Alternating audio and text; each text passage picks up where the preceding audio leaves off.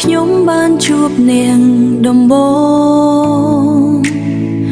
បេះដូងខ្ញុំចាប់ផ្ដើមរំភើបស្ទើរមិនជឿ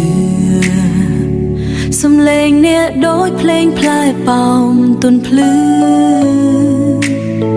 ធ្វើឲ្យចិត្តខ្ញុំភ្លឺឡើងដោយស្នេហារាត្រីស្ងប់ស្ងាត់ខ្ញុំគិតដល់អ្នកស្នាមញញឹមនាងដូចពន្លឺភ្លៀងថ្មីធ្វើឲ្យពិភពខ្ញុំคล้ายជាស្រងស្អាតចំរៀងស្នេហ៍ខ្ញុំច្រៀងឲ្យអ្នកស្ដាប់ពីស្នេហ៍ទាំងអស់ពីបេះដូងខ្ញុំបើថ្ងៃណាមួយអ្នកស្ដាប់ហើយ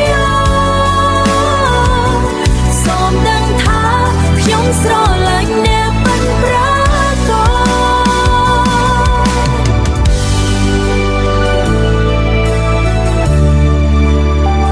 ទូងពេលវេលាឆ្លងកាត់យូរប៉ុណ្ណា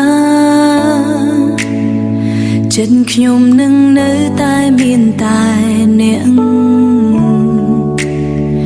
មិនមាននរណាអាចជំនួសទីនេះបានមិនមាននរណាអាចជំនួសទីនេះបា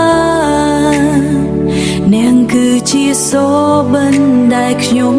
មិនចង់ភ្ញាក់បើសិនជាថ្ងៃណាមួយអ្នកចាកចេញសូមទុកចំណង